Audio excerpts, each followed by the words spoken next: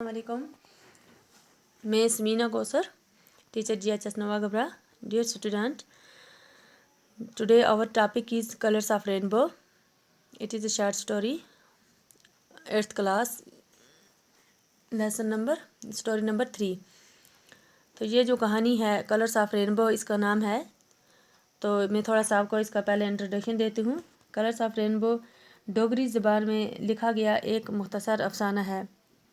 तो इसमें क्या होता है, ये कहानी शादीशुदा जोड़े की कहानी है। इसमें क्या होता है, छोटे मोटे झगड़े बहस मुबासा होते हैं, आपस में इन दोनों में होते हैं। आखिर में ये झगड़े प्यार भरे एक लुत्फ़अंदोज़ ढंग से अंजाम पाते हैं। ये कहानी फिर आखिर में लुत्फ़अंदोज़ ढंग से ख़त्म हो जाती है। Let's begin. Colors of the Rainbow is a Dogri short story. It is about the couple who engage in small quarrels and arguments. Finally, the things settle in at a lawful and joyful note. The rain had just stopped. I was looking out of the window.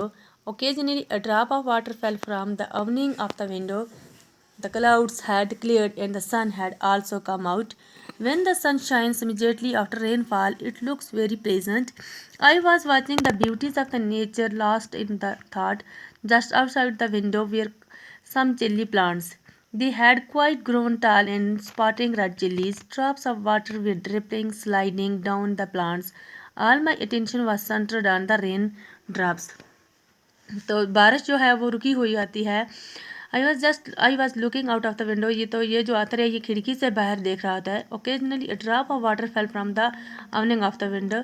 तो पानी के कुछ जो कतरे हैं वो गिरते हैं। The clouds had clear and the sun had also come out. जो बारिश जो है, जो मौसम है वो अब साफ़ हो गया है और जो सूरज है वो बाहर निकल आया है। When the sun shines immediately after the rainfall, जब जल्दी से बारिश के बाद जब सूरज बाहर निकलता है तो वो बहुत ही खूबसूरत प्लेजेंट मौका नज़र आता है वहाँ पर। It looks I was watching the beauties of the nature lost in thoughts.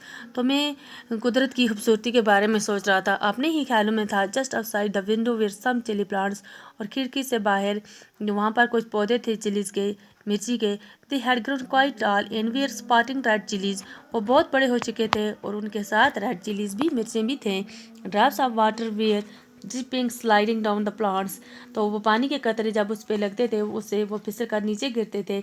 All my attention was centred on the rain drops, तो मेरी जो पूरी तवज्जो थी वो पानी के कतरों पर थी। A light breeze was blowing outside, तो हल्की सी हवा भी बाहर जा रही थी। I wrapped the bed sheet around the tightly while sitting on the cot. The kids were at play, going out and coming in. They were making a lot of noise, but I was more or less oblivious to it. तो क्या होता है, बाहर हल्की हल्की हवा चल रही थी। चारपाई के ऊपर बैठे हुए मैंने जिस्म के इर्द गिर्द बिस्तर की चादर घुसकर लिपट ली। बच्चे खेलते खेलते कभी बाहर जाते तो कभी अंदर आते थे और वो बहुत ज़्यादा शोर मचा रहे थे। तो लेकिन मैं इस तरफ लगभग बेखबर ही था। तो क्या होता है फिर, the chilli plants were dancing in the breeze and water drops were falling from them. Small patches of the clouds were moving to and fro in the sky. Sometimes they covered the sun and it became cloudy and sometimes the sun came out. मिर्ची के जो पौधे हवा में नाच रहे थे और उन पर से पानी की बूंदें टपक रही थी। बादलों के छोटे छोटे टुकड़े आसमान में इर्द गिर्द आ जा रहे थे। कई बार सूरज जो था, sometimes they cover the sun, तो कभी कभी वो सूरज को ढांक लेते थे।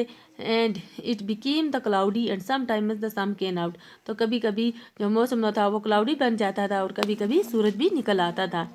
पापा जी सी द स्विंग ऑफ गुड्डा गुड्डी. Munni was playing clinging to me. Where is it? The daughter I asked. There up in the sky, multicolored, replied the Munni. Is that the swing of Gudda Goody? I asked. She shot back with a touch of the annoyance. Then whose is it if not theirs? तो जो कहती है, पापा जी देखो देखो गुड्डा गुड्डी का झूला. मुझसे चुपकी हुई मुन्नी कह रही थी. कहाँ है बेटी, मैंने पूछा. वो वहाँ आसमान में रंग बिरंगा.